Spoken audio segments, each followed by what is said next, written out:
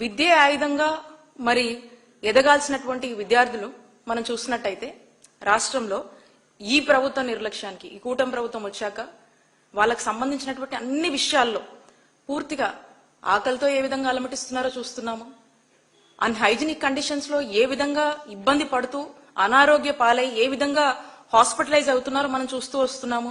అలాగే అన్ఫార్చునేట్లీ కొంతమంది చనిపోవడం కూడా మనం ఈ రాష్ట్రంలో కూటమి ప్రభుత్వం వచ్చాక చూస్తా ఉన్నాం. ఎంత బాధాకరం ఈ యొక్క పరిస్థితి. మరి నేను ఈ కూటమి ప్రభుత్వాన్ని, చంద్రబాబు నాయుడు గారిని ప్రశ్నిస్తున్నాను. ఇది పాలనా వైఫల్యం కాదా? ఇది ప్రభుత్వ వైఫల్యం కాదా? ఇది ప్రభుత్వ నిర్లక్ష్యం కాదా అని చంద్రబాబు నాయుడు గారిని నేను ప్రశ్నిస్తున్నాను. ఈ గత 19 నెలలుగా మనం చూస్తా ఉన్నాము. ఈ ప్రభుత్వం ఏర్పడిన దగ్గర నుంచి రాష్ట్ర వ్యాప్తంగా కూడా ఈ వెల్ఫేర్ హాస్టల్స్ లో విద్యార్థులు కంటిన్యూస్ గా కూడా సిక్ అవుతూనే వస్తున్నారు. ఏదో విధంగా సిక్ అవుతా ఉన్నారు. ఫుడ్ పాయిజనింగ్ అని, వైరల్ అండ్ మలేరియా ఫీవర్స్ అని చెప్పేసి, అలాగే ఏదైతే ఈ స్టేల్ ఫుడ్స్ తీసుకొస్తారు, చౌకగా ఎక్కడ దొరుకుతాయో తక్కువ